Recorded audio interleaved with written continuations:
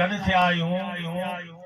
जंहिं इलाइक़े जे कदमन कदमन जे मथां असांजे मुर्शिद सूरे बादशाह जा निशान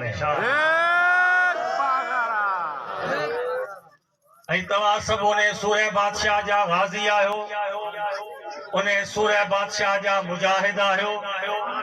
उन पागारे शहनशाह जा हुर आहियो जिन जॾहिं हुरन भेज पगारा जो नारो हयो तॾहिं हिन धरती तां अंग्रेज हलिया विया। ही मुल्क पाकिस्तान असांखे ख़ुदा नसीब फरमायो। आऊं अॼु हिते तकरीर कोन करण आयो आहियां, मुंहिंजे गले में बि सूर आहे ऐं मुसलसल सफ़र रोज़ा, पर मूंखे हिन थर में आऊं हिकु ही मस्जिद ॾिसण आयो आहियां ऐं ॿियो अवां जमायत जे भेज पगारा जो नारो ॿुधण आयो आहियां। ॿियो कुझु कोन खपे। इहो नारो पागारे जे फ़क़ीरनि जी गैरत आहे, इहो नारो पागारे जे हुरन जी सुञाणप आहे, इहो नारो पागारे जे हुरन जी ताक़त आहे। जंहिं सूरे बादशाह जी रस्सी में आया आहियो। सूरे बादशाह लिखियो आहे किताब में तंबीहुल फुकरा में,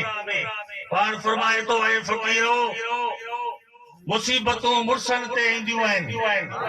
तकलीफ़ूं जवाननि ते ईंदियूं आहिनि,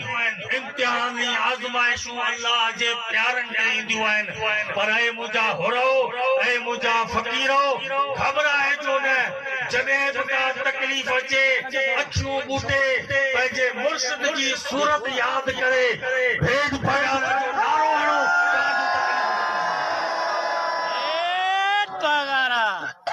ही दौर आहे पंहिंजे बचनि ॿारनि खे ॿुधाइण जो त सूरे बादशाह केरु हो। अॼु 81 साल थिया आहिनि। 20 मार्च 1943 खां वठी अॼु ताईं 81 साल सूरे बादशाह जो जिस्म किथे आहे कंहिंखे ख़बर कोन्हे। अंग्रेज़नि शहीद करे सूरे बादशाह जो जिस्म लिकायो, इन करे लिकायो त जी हुरन जे दिलनि मां पागारे जो नालो ख़त्म थिए, मोहब्बत ख़त्म थिए। पर ख़ुदा जो कसम अॼु 81 साल गुज़रिया आहिनि। जी साल गुज़रनि था असांजे दिलनि में मुर्शिद जी मोहब्बत वधे। इहो पागारे इमाम जो करंट आहे, इहो चकमक जी ताक़त आहे जेको लोह जे ज़रे खे पाण ॾे छिके थो। रोज़ेदारी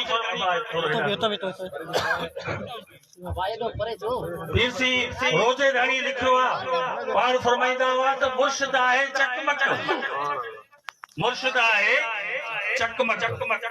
ऐं अवां मुरीद आहियो लोह जा ज़रा। ऐं लोह जे ज़रे खे कहिड़ी ताक़त हूंदी आहे न, जेकॾहिं अवां जे अंदर में को ईमान जी ताक़त आहे, इश्क जी ताक़त आहे, अक़ीदे जी ताक़त आहे, रूह जी ताक़त आहे, त पोइ इहो अवां जो कमाल कोन्हे। रोज़ेदारी जो फरमाए इहो अवां जे मुर्शिद पागारे इमाम जो कमाल। फकीर आया हुआ थर मां, तव्हां मशहूर करामत ॿुधी आहे किसी तख़्त वारे जी। फकीर वञे पियो मुर्शिद जी ज़ियारत करण जे लाइ, जमायत जो टोलो अॻे वीचारा 5 माण्हू ईंदा हुआ सवारी कोन हुई। जॾहिं फकीर उतां टिपिया त हिकिड़ो फकीर हो, उहो वरी झाड़ पियो हकले, बाजरी या कुझु पोखे झाड़ पियो हकले। फकीर अबा जो ज़िक्र पिया कंदा वञनि, नारा पिया हणंदा वञनि।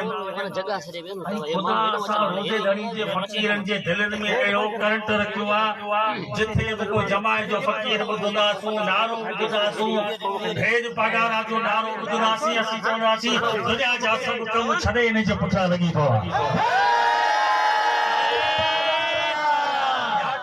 मुर्शिद पागारे इमाम जी हुन फकीर जो झार हकलींदे ॾिठी त जमायत जा टोला पिया ज़िक्र कंदा वञनि दरगाह ते। अची हिन खे दिलि में इश्क पैदा थियो त आऊं बि वञा दरगाह। वरी जो ॾिसे बाजरी में दॿा पकी पई आहे, झार सफ़ा मथा पखी बस खांबानी जो फटको आहे, पोइ पखी खायो था वञनि। ऐं जे आऊं वियुसि मुर्शिद जी दीदार पढ़ण, ही पुठियां मारी बाजरी दीदी कम जी काशे कान बची। वरी इश्क पियो चवे, अरे यार होरन तो मुर्शिद ता जानियूं कुर्बान कयूं तू वरी बाजरी जो तो सोची नारो कोन लगो आवा होरन पंहिंजूं जानियूं कुर्बान कयूं असां वरी अञा ताईं खीसे ते हथ रखियो वेठा आहियूं बाजरी ते हथ रखियो वेठा आहियूं ₹5 बचाइण जे चक्कर में केर वञे दरगाह वा केर किराया भरंदो केर दरगाह जो किताब वठे अरे उहे होरो आ पगारे जा जेके चवंदा हुआ मुंहिंजे मथे ते जे हुजन सिर हज़ार त तुंहिंजी साण तवार वर वर वठिया हेठा हिकिड़ो सिर आहे जेकॾहिं मुंहिंजे मथे ते 1000 सिर हुजनि त मुर्शिद जे कदमनि तां कुर्बान फकीर के इश्क जी जागो छाजी रघुआ रही बाजरी उते हाणे खामाणी के घबाटो तो करे तो वञा दरगाह वरी जो ॾिठी थी साम्हूं पेही जे साम्हूं हिकिड़े संग ते हिकिड़ो झिरको वेठो टुक टुक करे दिल में सोची तो खाए तो हुई नहीं था पर हर इहो जेको अखियुनि आॾो पियो खाए इन्हे खे त भला उॾारे वञा तो दरगाह में अबाऊ खामाणी में विझी गिलोलो ठका हिकिड़ो कराई ॿियो कराई टे कराई न हुनखे लॻे न उॾामे पोइ चई अबा इहा बाजरी पागारो ॼाणे बाजरी ॼाणे आऊं तो वञा तो दरगाह मुर्शिद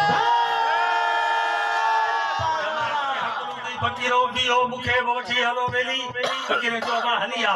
ही साईं जमात सां पंध करे वञी दरगाह ते पहुतो पीर से हिज़्बुल्लाह शाह तख्त वारो जो सुभान अल्लाह तख्त वारे जी सूरत अहिड़ी जो जे माण्हू किरोड़ सलात पढ़ी उन्हें के रात जो नबी साईं ख्वाब में आया वो वरी सुबह जो गाल कंदो हो तो मूं जेका किरोड़ दुरूद पढ़ियो मूंखे दीदार थियो मदीने वारे साईं जो और खुदा जो कसम मदीने वारे साईं मूंखे दीदार त करायो पर पीर से तख्त वारे जी सूरत में मूंखे दीदार अहिड़ा बि माण्हू हुआ थरनि जा बरनि जा जेके मुरीद कोन हुआ सोबती हुआ आशिक हुआ मुरीद कोन हुआ ऐं उहे चवंदा असांखे नबी साईं ख्वाब में दीदार करायो ऐं पोइ जॾहिं हू ॿिए साल 3 साल दरगाह ते आया उन्हनि जॾहिं पीसी तख्त वारे खे ॾिठो पोइ जंहिं माण्हू खे ॾिसनि ॿाह मां झले चवंदा हुआ ख़ुदा जो कसम असां नबी साईं खे ख्वाब में ॾिठो अवाजे मुर्शिद के असा को ॾिठो अज ॾिसूं था असांखे यकीन थो थिए त जंहिं हस्ती जो असां ख्वाब में दीदार कयो आहे हस्ती अवां जे साम्हूं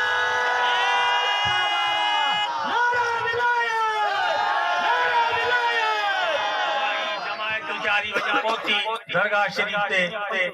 अगे जमायत घट हुई मस्जिद में जमायत तस्दी हुई हाणे त माशाल्लाह जमायत खाना जमायत ॾींहों किरोड़े वधी वई आहे ऐं रोज़े वारे जी जमायत पीस रोज़ घणी फरमायो क़यामत ताईं हलंदी सब तरीक़ा दुनिया जा ख़त्म थी वेंदा सब निधियूं वॾियूं